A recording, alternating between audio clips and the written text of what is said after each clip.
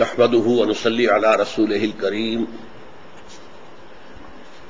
أما بعد فقد قال الله تبارك وتعالى كما ورد في آخر سورة الحجرات أعوذ بالله من الشيطان الرجيم بسم الله الرحمن الرحيم قالت الأعراب آمنا قل لم تؤمنوا ولكن قولوا أسلمنا ولما يدخل الإيمان في قلوبكم وإن تطيعوا الله ورسوله لا يلدكم من أعمالكم شيئا إن الله غفور رحيم إنما المؤمنون الذين آمنوا بالله ورسوله ثم لم يرتابوا وجاهدوا بأموالهم وأنفسهم في سبيل الله أولئك هم الصادقون قل أتعلمون الله بدينكم والله يعلم ما في السماوات وما في الأرض والله بكل شيء عليم صدق الله العظيم رب اشرح لي صدري ويسر لي أمري واحلل عقدة من لساني يفقهوا قولي اللهم ربنا ألهمنا رشدنا واعذنا من شرور أنفسنا اللهم أرنا الحق حقا وارزقنا اتباعه وأرنا الباطل باطلا وارزقنا اجتنابه اللهم اجعلنا من المؤمنين اللهم اجعلنا من المتقين آمین یا رب العالمین۔ سورہ حجرات کی آیات 14 اور 15 پر اگرچہ ہماری گفتگو اس سے قبل ہو چکی ہے، لیکن ان آیات کی اہمیت کے حوالے سے ایک بعض مزید چیزیں میں اس کے ضمن میں واضح کرنا چاہتا ہوں۔ آیت نمبر 14 اس اعتبار سے پورے قرآن حکیم میں منفرد ہے کہ اس میں ایمان اور اسلام کو بالکل دو جداگانہ چیزوں کی شکل میں پیش کیا گیا۔ قالت الاعراب آمنا، یہ بدو کہتے ہیں کہ ہم ایمان لے آئے۔ قل لم تؤمنوا، اے نبی کہہ دیجئے تم ہرگز ایمان نہیں لائے ہو، ولکن قولوا اسلمنا، بلکہ یوں کہو کہ ہم اسلام لے آئے ہیں یا ہم نے اطاعت قبول کر لی ہے، ہم نے سرنڈر کر دیا ہے۔ ولما يدخل الایمان فی قلوبکم، اور تاحال ایمان تمہارے دلوں میں داخل نہیں ہوا۔ وَإِن تُطِيعُوا اللَّهَ وَرَسُولَهُ، لیکن اس حال میں بھی اگر تم اللہ اور اس کے رسول کی اطاعت کرتے رہو گے، لا يَلِدْكُم مِّنْ أَعْمَالِكُمْ شَيْئًا، اللہ تعالیٰ تمہارے اعمال کے اجر و ثواب میں کوئی کمی نہیں کرے گا۔ ان اللہ غفور رحیم، اور یہ اس لیے کہ یقیناً اللہ تعالیٰ غفور اور رحیم ہے، بخشنے والا، رحم فرمانے والا۔ میں یہ عرض کر چکا ہوں کہ اصل میں قرآن حکیم میں یہ دو الفاظ اسلام اور ایمان اور مسلم اور مومن، یہ بالکل سینونیمس مترادف الفاظ کے طور پر بھی استعمال ہوتے ہیں، لیکن یہ ہے کہ جب ان کا ایک دوسرے کے سامنے تقابل ہو جائے تو ان کے معنی بالکل جدا ہو جاتے ہیں۔ یہ تین جوڑے میں نے آپ کو بتائے تھے، اسلام اور ایمان اور جہاد اور قتال اور نبی اور رسول، ان میں جو نسبت ہے وہ یہ ہے کہ ہر رسول تو لازماً نبی ہے، ہر نبی لازماً رسول نہیں ہوتا۔ قتال تو ہر حال میں جہاد ہے، لیکن جہاد ہر حال میں قتال نہیں ہوتا، جہاد ایک بہت وسیع بیس کی شے ہے۔ اسی طرح مومن تو لازماً مسلم ہے، لیکن ہر مسلم مومن نہیں ہے۔ اس کو اہل علم کہتے ہیں کہ یہ اصطلاحات ایسی ہیں کہ اذا اجتمعا تفرقا، جب یہ ایک مقام پر آئیں گی تو یہ متفرق ہوں گی، ایک دوسرے کے معنی جو ہے اس کے خلاف ہوں گے۔ وَإِذَا تَفَرَّقَا اجْتَمَعَا، علیحدہ علیحدہ ذکر ہو رہا ہو تو یہ مجتمع ہو جاتی ہیں، یعنی تقریباً ہم معنی ہو جاتے ہیں۔ تو یہاں جس قدر کلوز کنٹراسٹ آیا ہے پورے قرآن مجید میں، اس کی کوئی دوسری مثال نہیں ہے۔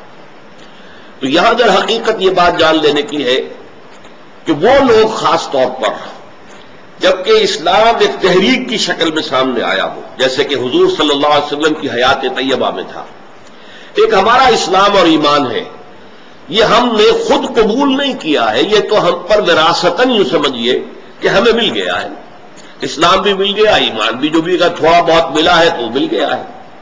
اور وہ چونکہ اسلام کے ارکان پر ہم عمل کرتے آئے ہیں تو اس سے واقعی ایمان بھی کچھ نہ کچھ پیدا ہو جاتا ہے. لیکن یہاں در حقیقت جو ہے پس منظر کیا ہے کہ ایک تحریک چل رہی ہے، حضور صلی اللہ علیہ وسلم کی دعوت اور تحریک، اللہ کے دین کے غلبے کی جد و جہد.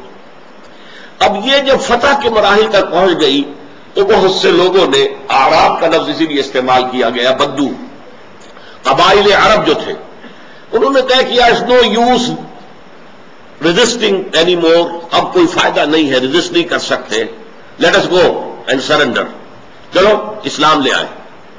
تو قبیلے کے قبیلے یدخلون فی دین اللہ افواجا، وہ آئے اور انہوں نے اطاعت قبول کر لی. اس طرح ایمان تو دل میں نہیں آتا تھا، کچھ لوگوں کے دلوں میں آیا ہوگا لازماً. اسی لیے میں نے آپ کو بتایا تھا کہ جو لوگ اس کیفیت میں ایمان لائے، اسلام لائے، ان کی تین حالتیں ہو سکتی ہیں. یا تو مثبت طور پر ایمان بھی دل میں موجود ہے، یا منفی طور پر نفاق ہے کہ وقتی طور پر جو ہے ذرا سر جھکا لیا جائے، پھر ذرا موقع آئے گا تو پھر نپٹیں گے ان سے اور پھر ایک کاؤنٹر ریولوشن برپا کریں گے. تو یہ گویا کہ دھوکے کے ساتھ اسلام لا رہے ہیں. لیکن ان دونوں کے مابین ایک زیرو لیول ہے کہ نہ مثبت طور پر ایمان ہے نہ منفی طور پر نفاق ہے، کوئی دھوکہ دینے کی نیت نہیں ہے، یہ زیرو لیول ہے. اس زیرو لیول کے بارے میں یہ آیت بتاتی ہے کہ جو لوگ اس کیفیت میں ہیں کہ ان میں نفاق نہیں ہے تو وہ اگر اللہ اور اس کے رسول کی اطاعت کرتے رہیں گے تو ان کے اعمال اللہ تعالیٰ جو ہے رد نہیں کرے گا، اس لیے کہ وہ منافق نہیں ہے. اعمال جو ہے وہ رد ہوتے ہیں منافق کے.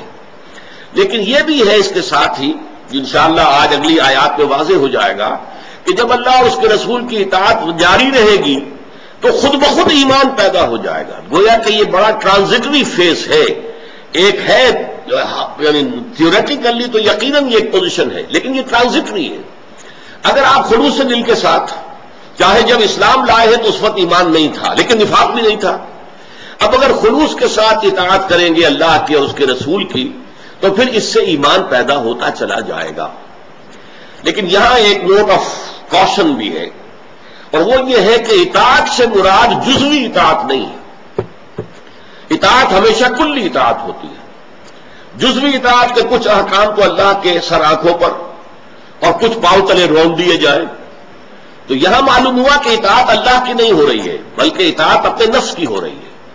ویٹو پاور نفس کے ہاتھ میں ہے. نفس جو ہے جس کو کہتے کہ ہاں ٹھیک ہے اس پر تو تم عمل کر لو اللہ کے حکم پر، اور جس کے بارے میں نفس یہ کہے کہ نہیں اس پر تم عمل نہیں کر سکتے، تو ہم نے نفس کی پیروی کی اور اللہ کے حکم کی پیروی نہیں کی. This partial obedience is no obedience at all. اسی لیے سورہ توبہ کی آیت نمبر 85 میں بہت کھول کر کہہ دیا گیا افتؤمنون ببعض الکتاب وتکفرون ببعض، کیا تم ہماری کتاب اور شریعت کے ایک حصے کو مانتے اور ایک کو رد کرتے ہو؟ فما جزاء من يفعل ذلك منكم الا خزي في الحیات الدنیا، تو جو کوئی بھی تم میں سے یہ طرز عمل اختیار کرے گا ان کی کوئی سزا اس کے سوا نہیں ہے کہ دنیا کی زندگی میں رسوا کر دیے جائیں، ذلیل اور خوار کر دیے جائیں. وہ یوم القیامت یردون الی اشد العذاب، اور قیامت کے دن وہ شدید ترین عذاب میں جھونک دیے جائیں. وما اللہ بغافل عما تعملون، اللہ تمہارے اعمال سے غافل نہیں ہے. تم اپنی لمبی لمبی داڑھیوں سے اللہ کو دھوکہ نہیں دے سکتے، تم اپنے سالانہ جو ہے عمروں سے اور حجوں سے اللہ تعالیٰ کو دھوکہ نہیں دے سکتے. اگر تمہارے کاروبار سود پر چل رہے ہیں، اگر تمہارے کاروبار میں دھوکہ ہے، فریب ہے، اگر یہ چیزیں شامل ہیں، تمہاری آمدنی حرام کی ہے، تو ان چیزوں سے اللہ دھوکہ نہیں کھائے گا. تو یہ بات نوٹ کرنے کی ہے کہ اطاعت جو ہے وہ کلی اطاعت ہے، جزوی اطاعت نہیں. ہمارا اگلی آیت جو ہے اس اعتبار سے قرآن حکیم کی پھر میں الفاظ کہہ رہا ہوں اہم ترین آیت ہے. ایک concise definition of who is a real مومن، ایک نہایت جامع تعریف کہ مومن کون ہے. اور ان آیات کا رب تو جو ہے خود واضح ہے. اگر ایک گروہ کے بارے میں کہا کہ تم یہ کہہ سکتے ہو کہ ہم اسلام لے آئے، یہ نہیں کہہ سکتے کہ ہم ایمان لے آئے، تو اب کوشچن پیدا ہوا نیچرلی، ہو از اے مومن، مومن کون ہوتا ہے بتائیے. اس کا جواب ہے انما المؤمنون الذین آمنوا باللہ ورسولہ ثم لم یرتابوا وجاہدوا باموالہم وانفسہم فی سبیل اللہ اولئک هم الصادقون. مومن تو صرف وہ لوگ ہیں، یہ میں بیان کر چکا ہوں اس آیت کے شروع اور آخر میں، جو اسلوب حصر ہے. اسے کیا کہتے ہیں اسلوب حصر کی مثال؟ اگر ہم کہیں زید عالم ہے اس کا ایک خاص مفہوم ہے، اور کہا جائے زید ہی عالم ہے، اب مفہوم کافی جو ہے بدل گیا. زید عالم ہے تو عمر بھی ہو سکتا ہے، بکر بھی ہو سکتا ہے، اور کوئی ہو سکتا ہے، اس میں کوئی نفی دوسروں کی نہیں ہے. جب زید ہی عالم ہے آپ نے کہا تو معلوم ہوا کہ صرف زید جو ہے وہ عالم ہے، باقی سب غیر عالم ہے. تو یہاں پہ اس کو اسلوب حصر کہتے ہیں، اور یہ آیت دونوں طرف بریکٹڈ ہے، دونوں طرف سے اسلوب حصر سے. انما کلمہ حصر ہے، اولئک هم الصادقون، اسلوب حصر ہے. مومن تو صرف وہ ہے جو ایمان لائے اللہ پر اور اس کے رسول پر، پھر شک میں ہرگز نہیں پڑے، یعنی یہ یقین کی کیفیت ہو گئی ان کے قلوب کے اندر. وجاہدوا باموالہم وانفسہم فی سبیل اللہ، اور پھر انہوں نے جہاد کیا اللہ کی راہ میں اپنی جانوں کے ساتھ، اپنے مال کے ساتھ. اولئک هم الصادقون، یہی ہے صرف وہ لوگ کہ جو سچے ہیں اپنے دعوی ایمان میں. اگر وہ کہتے ہیں آمنا تو انہیں حق ہے، وہ سچے ہیں. لیکن اگر یہ کیفیت نہیں ہے تو مسلم تو تم مان لیے جاؤ گے، لیکن مومن تمہیں تسلیم نہیں کرے گا اللہ تعالی. اس ضمن میں یہ بات میں پہلے بتا چکا ہوں آپ کو کہ اس مضمون کا اس سورہ حجرات کے عمومی مضمون کے ساتھ کیا ربط و تعلق ہے. میں نے عرض کیا تھا شروع میں، یاد ہوگا، کہ مسلمانوں کی حیات ملی اور حیات سیاسی اور حیات ریاستی، ریاست کی سطح پر، اسٹیٹ کی سطح پر، اس کی رکنیت کس کو حاصل ہے؟ اسلامک اسٹیٹ جو ہے اس کی سٹیزن شپ جو ہے وہ کس کو حاصل ہے؟ آیا صرف مومن کو یا مسلم کو؟ تو اسلامی ریاست کی سٹیزن شپ مسلم کے لیے ہے. آپ یہ نہیں جان سکتے کہ مسلم کے اندر ایمان ہے یا نہیں ہے، یا منافق ہے یا کیا ہے، یہ ہم ڈسکس کر ہی نہیں سکتے. یہ صرف اسلام کی بنیاد پر ہوگا. جب تک کسی شخص کی تکفیر نہ ہو جائے، he will be expected as a citizen of the Islamic state. اسی طرح اسلامی معاشرے کی رکنیت جو ہے وہ بھی اسلام کی بنیاد پر ہے، ایمان کی بنیاد پر نہیں. البتہ آخرت کا سارا معاملہ ایمان کی بنیاد پر ہے. وہاں یہاں دنیا کا اسلام وہاں کام نہیں آئے گا اگر ایمان نہیں ہے. ہاں ایمان بھی ہو، اسلام بھی ہو، تو کیا کہنے ہیں، نور علی نور. لیکن یہ کہ اگر ایمان نہیں ہوگا تو یہ اسلام بے معنی ہوگا، زیرو ہوگا، اللہ کی بیلنس میں، میزان میں اس کا کوئی وزن نہیں ہوگا. تو انما المؤمنون الذین آمنوا باللہ ورسولہ ثم لم یرتابوا، یہ بھی میں عرض کر چکا ہوں. اسلام کے 5 ارکان ہیں، کلمہ شہادت، نماز، روزہ، حج اور زکوٰۃ. ایمان کے لیے 2 ارکان اضافی ہو جائیں گے. اس شہادت کے ادھر آپ کو یقین قلبی، اور اس عمل کے میدان میں جہاد فی سبیل اللہ.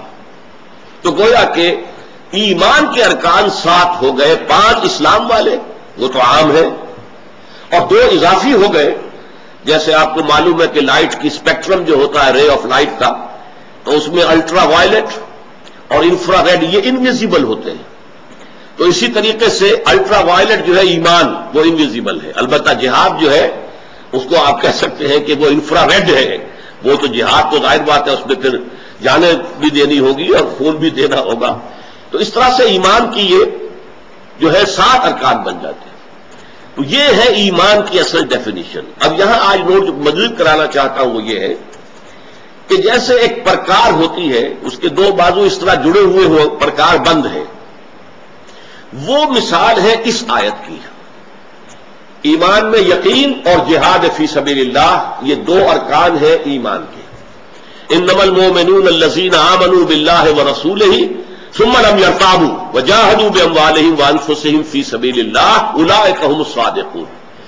اس آیت میں یہ پرکار کے دونوں جو بازو ہیں یہ دونوں جڑے ہوئے، جیسے کہ پرکار بند ہوتی ہے. اسی لیے میں نے کہا تھا کنسائز، سب سے زیادہ مختصر ڈیفینیشن جو ہے مومن کی وہ اس آیت میں. کنسائز اینڈ کمپریہنسو، تھوڑی ہونے کے باوجود، مختصر ہونے کے باوجود کمپریہنسو ہے کہ اس کے تمام اجزاء کو اس نے سمو لیا ہے. اب ایک بہت خوبصورت مثال یہ ہے کہ جب پرکار کے یہ 2 بازو علیحدہ ہو جائیں، ڈسٹنس آ جائے، تو وہ مثال ہے سورہ انفال کی. سورہ انفال کے ابتدا میں ایمان کی حقیقت کا پہلا جو حصہ ہے اس کو بیان کیا گیا. یہ دوسری آیت ہے، انما المؤمنون الذین اذا ذکر اللہ وجلت قلوبہم. دل میں اگر یقین ہوتا ہے تو یہ کیفیات پیدا ہوگی کہ وہ مومن تو وہ لوگ ہیں، وہی انما کا لفظ ہے یہاں بھی، انما مومن تو صرف وہ ہے کہ جب اللہ کا ذکر کیا جائے تو ان کے دل لرز اٹھے. وَإِذَا تُلِيَتْ عَلَيْهِمْ آيَاتُهُ زَادَتْهُمْ ایمانا، اور جب انہیں اللہ کی آیات پڑھ کر سنائی جائے تو ان کے ایمان میں اضافہ ہو جائے. وَعَلَىٰ رَبِّهِمْ يَتَوَكَّلُونَ، اور وہ اپنے رب پر توکل کرتے ہیں. الَّذِينَ يُقِيمُونَ الصَّلَاةَ وَمِمَّا رَزَقْنَاهُمْ يُنْفِقُونَ، یہی وہ لوگ ہیں کہ جو اللہ تعالیٰ کی جو نماز قائم رکھتے ہیں اور جو کچھ ہم نے دیا ہے اس میں سے خرچ کرتے ہیں اللہ کی رضا کے لیے. اب دیکھیے الفاظ، اولئک ھم المؤمنون حقا، یہ لوگ ہیں جو حقیقی مومن ہیں، ان کا مومن ہونا حق ہے، ثابت ہے. لہم درجات عند ربہم ومغفرۃ ورزق کریم، ان کے لیے ان کے رب کے پاس بڑے اعلیٰ درجات ہیں اور مغفرت ہے، اگر کوئی خطائیں ہوئی ہیں معاف کر دی جائیں گی. ورزق کریم، اور بہت ہی عمدہ اور باعزت رزق ہے. اچھا اب دیکھیے لاسٹ بٹ ون آیت جو ہے اس سورہ مبارکہ کی پرکار کا دوسرا بازو، والذین آمنوا وہاجروا وجاہدوا فی سبیل اللہ والذین آووا ونصروا اولئک ھم المؤمنون حقا لہم مغفرۃ ورزق کریم. جو لوگ ایمان لائے اور پھر انہوں نے ہجرت کی اور جہاد کیا اللہ کی راہ میں، اور وہ لوگ کہ جنہوں نے ان مہاجرین کو پناہ دی اور اللہ کی مدد کی اور اہل ایمان کی مدد کی، رسول کی مدد کی، یعنی جو انصار مدینہ تھے، یہ ہے مومن حقاً، یہ ہے ان کا ایمان حقیقی ہے. تو یہ دونوں در حقیقت، شروع میں بھی اولئک ھم المؤمنون حقا، آخر میں بھی اولئک ھم المؤمنون حقا، تو پرکار کے دونوں بازو جو ہے وہ یہاں پر علیحدہ ہو گئے. اس کے بعد میں نے آپ سے عرض کیا تھا کہ یہ ایمان کا معاملہ جو ہے اس کی ڈیفینیشن کا دوسرا جز جو ہے وہ جہاد فی سبیل اللہ ہے. اب یہ معاملہ در حقیقت بہت ہی تفصیل طلب ہے. جہاد جہد سے بنا ہے، قتال قتل سے بنا ہے. جہد اور قتل یہ یک طرفہ عمل ہے. آپ کسی کام کے لیے محنت کر رہے ہیں، یہ جہد ہے، اردو میں بھی آپ بولتے ہیں جد و جہد. اور اگر کسی نے کسی کو قتل کر دیا یک طرفہ عمل ہے. لیکن اگر کوشش کے مقابلے میں آ جائے، سٹرگل ہو جائے کہ آپ جو ہے جیسے کہ یہ رسہ کشی ہوتی ہے کہ وہ ایک ٹیم جو ہے رسے کو اپنی طرف گھسیٹ رہی ہے، دوسری ٹیم اپنی طرف گھسیٹ رہی ہے. آپ اس ملک میں اسلامی نظام چاہتے ہیں، کچھ اور لوگ ہیں جو سیکولر نظام چاہتے ہیں، ان کے درمیان رسہ کشی ہوگی. یہ جہاد ہے، رسہ کشی، سٹرگل. اسی طرح قتال کیا ہے کہ دو افراد یا دو گروہ ایک دوسرے کو قتل کرنے کے لیے ایک دوسرے کے سامنے آ جائیں. وہ اسے قتل کرنا چاہتا ہے، یہ اسے قتل کرنا چاہتا ہے. تو اس معنی میں جہاد فی سبیل اللہ ہمارے دین کی بڑی بنیادی اصطلاح بھی ہے. اور سب سے بڑی بات یہ کہ یہ آیت کہہ رہی ہے کہ اگر جہاد نہیں ہے تو ایمان ہے ہی نہیں. سورہ صف میں بھی فرمایا ہے کہ یا ایھا الذین آمنوا ھل ادلکم علی تجارۃ تنجیکم من عذاب علیم، اہل ایمان کیا ہم تمہیں وہ کاروبار بتائیں کہ تمہیں عذاب علیم سے چھٹکارا دلا دے. یعنی یہ کاروبار نہیں کرو گے تو جہنم سے چھٹکارے کی تمہاری امید جو ہے امید موہوم ہے. اور وہ کیا ہے کاروبار؟ تؤمنون باللہ ورسولہ، یہ حقیقی ایمان والی بات ہو گئی. بڑے خوب گفتگو بھی ہوئی تھی، یا ایھا الذین آمنوا، جو اسلام والا ایمان ہے وہ یہاں بیان ہو رہا ہے. لیکن یہ کہ اگر حقیقی ایمان ہوگا تؤمنون باللہ ورسولہ وتجاہدون فی سبیل اللہ باموالکم وانفسکم، اور جہاد کرو اللہ کی راہ میں اپنی جانوں اور مالوں کے ساتھ. گویا کہ معلوم ہوا اگر جہاد نہیں ہے تو جہنم سے چھٹکارے کا کوئی سوال نہیں. اس لیے کہ جہاد ایمان کا رکن اعظم ہے. اولئک ھم الصادقون، یقیناً یہی لوگ سچے ہیں. اللہم ربنا اجعلنا منہم، اللہم ربنا اجعلنا منہم، اے اللہ ہمیں ان سچے مومنوں میں شامل کر دے. اب آج ایک تیسری آیت ہم لے رہے ہیں. قل اتعلمون اللہ بدینکم، اے نبی ان سے کہیے کیا تم اللہ کو اپنا دین جتلانا چاہتے ہو، اللہ کو اپنا دین بتانا چاہتے ہو، سکھلانا چاہتے ہو؟ واللہ یعلم ما فی السماوات والارض، حالانکہ اللہ تو جانتا ہے جو کچھ آسمانوں میں ہے اور زمین میں. واللہ بکل شیء علیم، اللہ ہر چیز کا علم رکھتا ہے. دیکھیے یہ صورت ہے کہ کچھ لوگ جو ہے احسان جتاتے تھے اور اپنے حقوق کہتے تھے کہ ہمیں زیادہ حق ملنا چاہیے، زکوٰۃ میں سے، صدقات میں سے زیادہ. دیکھیے ہم لڑے بڑے بغیر اسلام لے آئے ہیں. آپ نے اتنے عرصے جنگیں کی ہیں، قریش کتنی مصیبتوں میں ڈال کر پھر ایمان لائے ہیں، لیکن ہم تو حاضر ہو گئے، ہم نے آپ سے کوئی جنگ نہیں کی اور ہم اسلام لے آئے، ہم اسلام لائے ہیں اور بغیر لڑے بڑے اسلام لائے ہیں، تو ہمیں ذرا سہولتیں ملنی چاہیے، ہمیں رعایتیں ملنی چاہیے، صدقات میں سے زکوٰۃ میں سے ہمیں زیادہ حصہ ملنا چاہیے۔ تو یہ گویا کہ اپنے اس اسلام کو اور اپنے اس دین کو ایمفیسائز کرتے تھے۔ اس کے لیے ہماری وہ جو ہریانے کی زبان ہے اس کی ایک کہاوت ہے، تھوتھا چنا باجے گھنا، وہ چنا کے جو اندر سے کھوکھلا ہو چکا ہو، کیڑا کھا چکا ہے اسے، اب اوپر اس کا چھلکا موجود ہے، اندر کچھ نہیں ہے، وہ کھنکتا زیادہ ہے، آواز زیادہ دیتا ہے۔ سالڈ چنا جو ہے وہ اس کی آواز نہیں ہوگی آپس میں، تو تھوتھا چنا باجے گھنا، وہ بجتا زیادہ ہے، آواز زیادہ دیتا ہے۔ اسی طریقے سے عام مشاہدہ ہے، کوئی دیگچی ہے، وہ دیگ ہے خالی ہے، تو آپ ذرا اسے ٹنکائیں گے تو اس کی آواز بہت خوب ہوگی، اگر اس کو بھری ہوئی ہے تو آواز ڈل ہوگی۔ تو اسی طریقے سے جو صرف مسلم تھے، اندر خالی تھا، ایمان نہیں تھا، اندر سے خالی اوپر سے مسلم، وہ جتاتے تھے ہم اسلام لے آئے، ہم نے دیکھیے کوئی لڑے بڑے بغیر جو ہے ہم نے سرنڈر کیا ہے، ہم اس طریقے سے ایمان لائے ہیں۔ گویا کہ اس کے پس منظر میں یہ تھا کہ ہمارے ساتھ رعایتیں ہونی چاہیے، ہمارے ساتھ جو ہے کوئی امتیازی سلوک ہونا چاہیے، ہمیں زکوٰۃ میں سے صدقات میں سے زیادہ حصہ ملنا چاہیے۔ تو یہاں بہت خوبصورت انداز میں گویا کہ ان کا جو ہے ایک طریقے سے احتساب ہو رہا ہے کہ تم کسے بتانا چاہتے ہو اپنے دین کا یہ اظہار اور بلند بانگ دعوی کے ساتھ کہ ہم ایمان لے آئے، جس کو کہا گیا کہ لم تؤمنوا، تم ایمان تو ہرگز لائے ہی نہیں ہو ابھی تک، یہ تو اسلام ہے، بھی اوپر کا چھلکا ہے، چنا جو ہے اندر سے کھوکھلا ہے۔ یہ تو ہوگا اگر تم اللہ اس کے رسول کی اطاعت پر گامزن رہو گے خلوص کے ساتھ، تو پھر اس کے اندر جو ہے رفتہ رفتہ ایمان بھی پیدا ہو جائے گا۔ لیکن ابھی تو تمہارا یہ خالی دیگ ہے، خالی برتن ہے، خالی دیگچی ہے، تھوتھا چنا ہے، کھوکھلا چنا ہے، اسی لیے تم بول رہے ہو۔ تو فرمایا قل اتعلمون اللہ بدینکم، کیا تم اللہ کو جتلانا چاہتے ہو، بتانا چاہتے ہو؟ ظاہر بات ہے کہ اسلام اور ایمان کا تعلق تو اصلا اللہ کے ساتھ ہے، دین کا تعلق اللہ کے ساتھ ہے، اور اللہ تعالیٰ جو ہے وہ بے خبر نہیں ہے، جو ایمان لے آیا ہے اللہ جانتا ہے۔ اللہ یہ بھی جانتا ہے کہ اس کے دل میں واقعی ایمان ہے یا نہیں ہے، یا وہ جھوٹ موٹ کو کلمہ شہادت پڑھ رہا ہے، یا وہ دھوکہ دینے کے لیے کلمہ شہادت پڑھ رہا ہے، یا وہ ایک رو کے اندر شامل ہو کر پورا قبیلہ ایماندار ہے، چلو بھائی اب میں بھی کیا کروں گا، اپنے بھائی بندوں سے علیحدہ تو نہیں رہ سکتے، لہذا اب سارا قبیلہ جب اسلام لا رہا ہے تو آؤ چلو ہم بھی اسلام لے آئے۔ تو جو اس کیفیت کے ساتھ اسلام لائے، ان کے دلوں میں ایمان نہیں تھا، وہ اپنے اسلام کا، ایمان کا، دین کا، تقوی کا ذرا زیادہ زور شور کے ساتھ جو ہے وہ اظہار کرتے تھے۔ تو ان کا ذکر اس آیت میں ہے، قل اتعلمون اللہ بدینکم، کیا اللہ پر جتلانا چاہتے ہو اپنا دین؟ اب یہاں اسلام اور ایمان دونوں اصطلاحات کو چھوڑ کر دین کی اصطلاح آ گئی کہ ایمان اور اسلام کی بنیاد پر ایک نظام قائم ہوتا ہے، بلکہ اسلام جو ہے وہ نظام کو قائم کرتا ہے، ایمان تو اس کی روح ہے، لیکن اصل میں جو اسلام ہے اس کی بنیاد پر نظام قائم ہوتا ہے۔ جیسا کہ میں نے آپ کو بتایا کہ اگر ریاست قائم ہوگی تو اس کا شہری کون ہوگا؟ مسلمان۔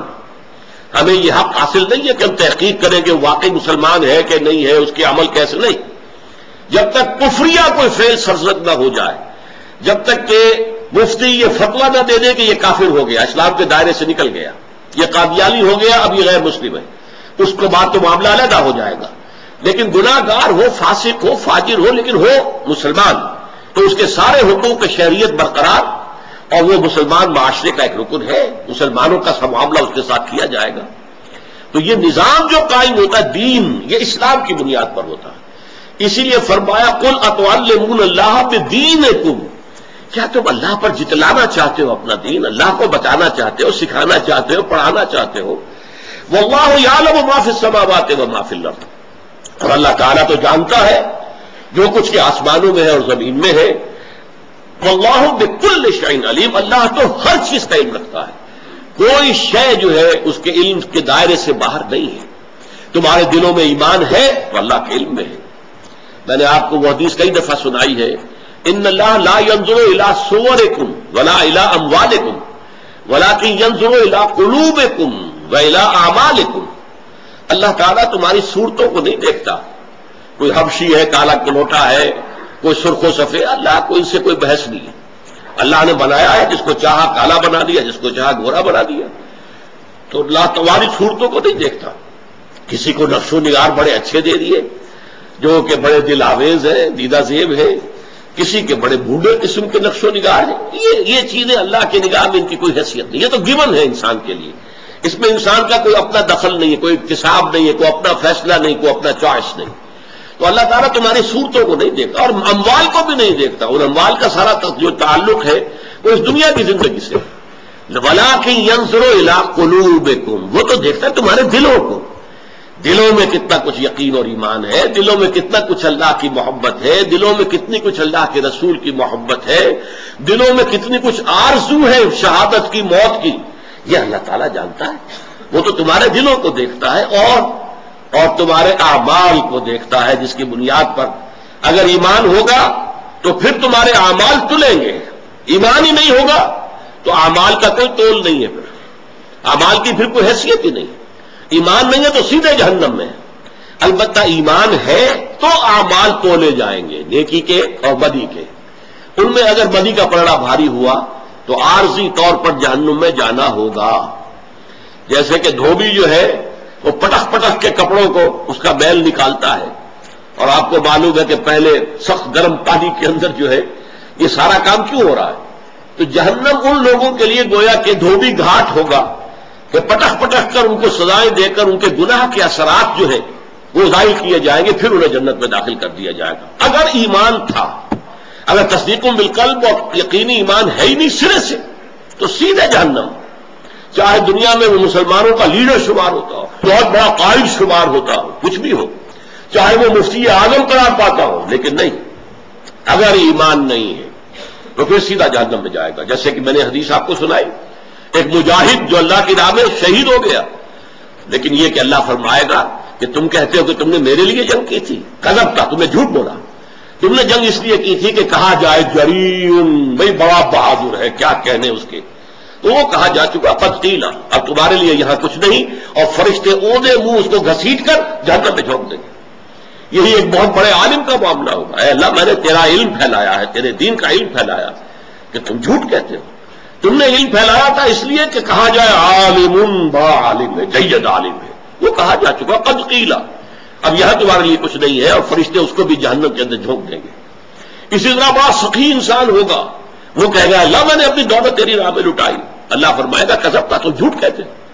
تم نے تو دولت کی اس لیے لوگوں کو دی تھی کہ کہا جائے سخی، بھائی یہ تو خاتم تائی نکلا، یہ تو بڑا سخی ہے. قد قیل، وہ کہا جا چکا، تمہارا مقصود حاصل ہو چکا، لہذا آپ جہنم کا راستہ نہ. تو یہ معاملہ ہے کہ دنیا کا معاملہ اور ہے، آخرت کا اور ہے. وہاں ایمان فیصلہ کن ہے، اور ایمان کسی میں ہے یا نہیں ہے یہ اللہ کی نگاہوں سے اوجھل نہیں. واللہ بکل شیء علیم، اللہ تو ہر چیز کا علم رکھنے والا ہے. بارک اللہ لی ولکم فی القرآن العظیم ونفعنی وإیاکم بالآیات والذکر الحکیم.